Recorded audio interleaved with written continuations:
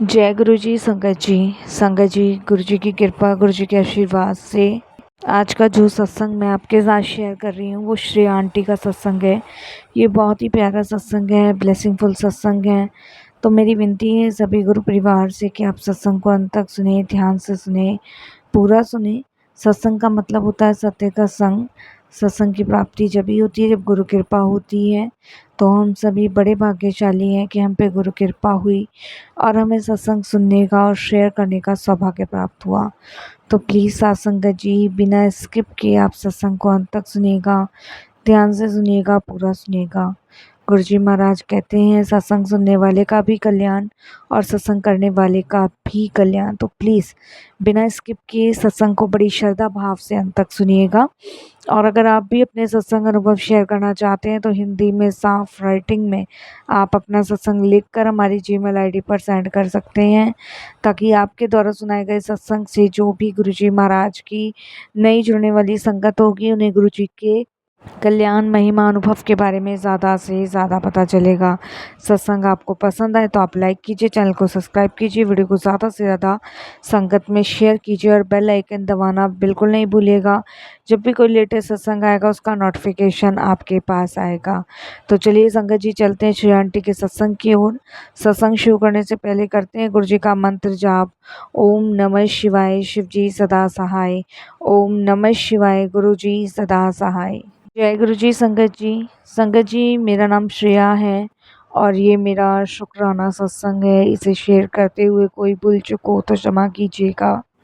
संगत जी, आज मैं अपनी जर्नी आपके साथ शेयर कर रही हूँ और यकीन मानिए संगत जी कि ये जर्नी नहीं, ये गुरु कृपा है, ये गुरु ब्लेसिंग्स है। मैं अपने जीवन में थक चुकी थी, हार चुकी थी, जब गुरुजी महाराज ने मुझे संभाला, जब मेरे गहरे घाव को भरा। संगत जी, आप समझ सकते हैं कि जब संगत अपना सत्संग शेयर करती है तो वो सत्संग नहीं होता, वो गुरु कृपा, गुरु आशीर्वाद होता है। तो आज मैं अपने सत्संग को गुरु मंत्र जाप से शुरू करूंगी। ओम नमः शिवाय, शिव जी सदा सहाय। ओम नमः शिवाय, गुरु जी सदा सहाय। संगत जी, साल 2011 की बात है जब मैं 24 साल की थी और संगत जी इंजीनियरिंग करके एमएनसी में जॉब कर रही थी। और संगत जी, बाहर से देखने में सब कुछ ठीक था लेकिन अंदर से पूरी तरीके से टूट चुकी थी, बिखर चुकी थी। संगत जी, सबको यही लगता था कि इतनी अच्छी जॉब है, इंजीनियरिंग कर ली है और सैलरी भी काफ़ी अच्छी होगी, लेकिन सबको बाहर से सब कुछ ठीक लगता था। लेकिन यकीन मानिए संगत जी कि अंदर से मैं पूरी तरीके से टूटी और बिखरी हुई थी, जैसे मानो मेरे शरीर के अंदर कोई ऐसी चीज़ है जो मुझे खाती चली जा रही है।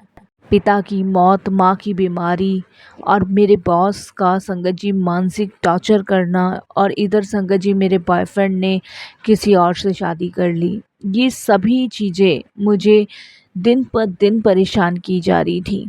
कौन सी ऐसी चीज़ थी जिससे बाहर निकलूं? संगत जी, पिताजी की मौत समय रहने से पहले ही हो चुकी थी।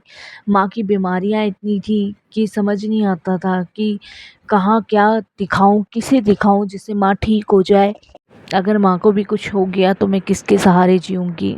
उधर संगत जी बॉस का मानसिक टॉर्चर करना, और इधर संगत जी सबसे बड़ा दुख, सबसे बड़ा सदमा कि जिस पे मैं विश्वास करती थी, भरोसा करती थी, जिसको देख के मुझे लगता था कि ये मेरे पूरे जीवन का साथी संगी बनेगा, उसी ने किसी और से शादी कर ली।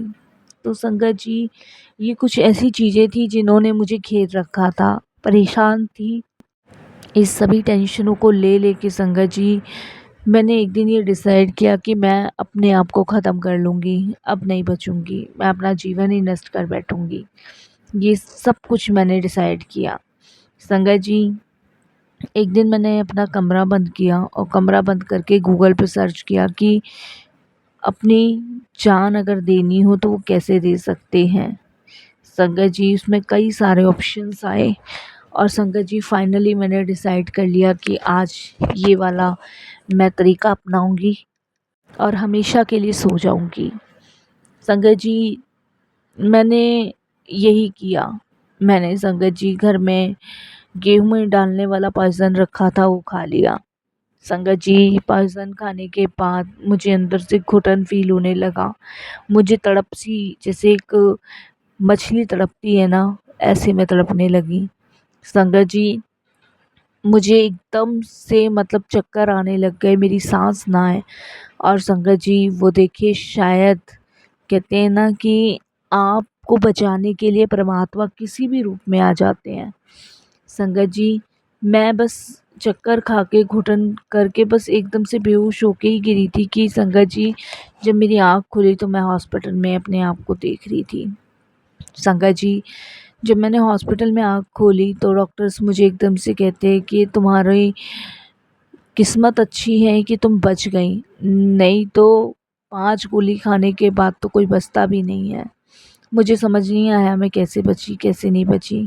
संगत जी, मेरी माँ ने मुझे बताया कि जब मैं बेहोश होके गिर गई थी तो अचानक से संगत जी एक बाबा आए थे घर पे। उन्होंने मुझसे कुछ कपड़े मांगे थे उनकी बेटी के लिए। तो मैंने कहा कि बाबा, मेरे पास कपड़े तो है नहीं, लेकिन हाँ, मेरी बेटी के कपड़े ज़रूर हैं। तो कुछ तूने जो पहले कपड़े रिजेक्ट किए थे वो मैं तेरे कमरे में लेने आई थी। जब मैं वो तेरे कमरे में लेने आई तो तू एकदम ज़मीन पे गिरी हुई मुझे दिखी, तो मैं चिल्लाई। वो बाबा अंदर आए, उन्होंने पूछा, मैंने उन्हें बताया, तो उन्होंने मेरी मदद करी और तुझे हॉस्पिटल तक लेकर आए। और यहाँ डॉक्टर तुझे ले नहीं रहे थे, फिर पता नहीं कैसे उन्होंने एडमिट किया, क्योंकि ये पुलिस केस था, क्योंकि तूने जहर खाया था। तब संगत जी, मैं माँ के गले लग के बहुत रोई और उनको सारी चीज़ें बताई कि मैं इतनी परेशान हो चुकी थी। तब संगत जी, मेरी माँ ने मुझे बोला कि मैं तुझे तेरी मौसी के घर भेजूँगी। मेरी मौसी के घर मैं आई, कुछ दिन यहाँ रही, तो उन्होंने मुझे गुरुजी के बारे में बताया। उन्होंने मुझे यही कहा कि जब सब रास्ते बंद हो जाते हैं तब गुरुजी का दरबार खुलता है। उस समय ज़्यादा संगत गुरुजी के दरबार नहीं आया करती थी। संगत जी, वो मुझे पहली बार गुरुजी के दरबार लेकर आई।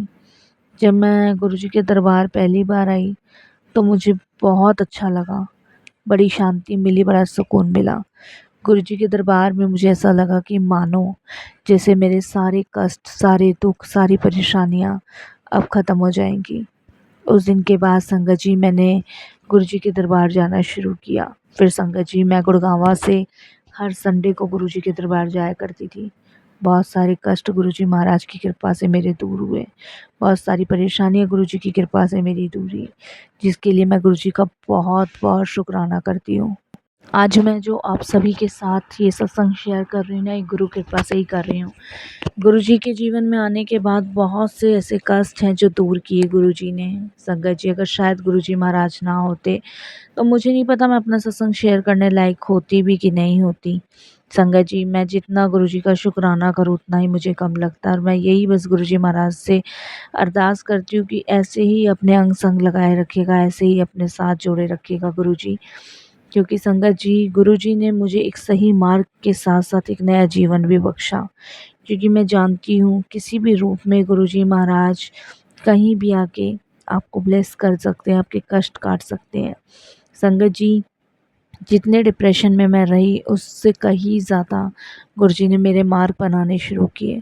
आज संगत जी, गुरुजी की कृपा से मेरे पास 2 बच्चे हैं। महाराज की इतनी कृपा, इतनी ब्लेसिंग्स रही है कि संगत जी, मेरे बॉयफ्रेंड से भी काफ़ी अच्छा गुरुजी ने मुझे मेरा हस्बैंड दिया, जिसके बारे में मैंने कभी सोचा भी नहीं था। संगत जी, सब अपनी फैमिली को देख के खुश होते हैं, लेकिन उसने मेरी फैमिली तक को रखा, मेरी माँ तक को अपने घर रखा। तो हम ये भूल जाते हैं कि भगवान जो हमें देता है ना, वो हमें ब्लेस करके देता है, वही चीज़ें देता है जो हमारे लिए ठीक होती है। हम कुछ टाइम के लिए परेशान हो जाते हैं, दुखी हो जाते हैं, लेकिन गुरुजी हमारे लिए वही चीज़ें ब्लेस करते हैं जो हमारे लिए ठीक होती हैं। गुरुजी से जुड़ने के बाद अनेकों कष्ट, अनेकों दुख, अनेकों परेशानियाँ मेरी दूर हुई है, जिसके लिए मैं गुरुजी का शुक्राना करती हूँ। और आज भी गुरुजी अंग संग सहाय हैं। आज भी गुरुजी कितने कष्ट काट रहे हैं, कितने दुख दूर कर रहे हैं, कितनी परेशानियों से मुक्त कर रहे हैं। तो इन सभी चीज़ों के लिए गुरुजी का बहुत-बहुत शुक्राना करती हूँ, अनंतम शुक्राना करती हूँ।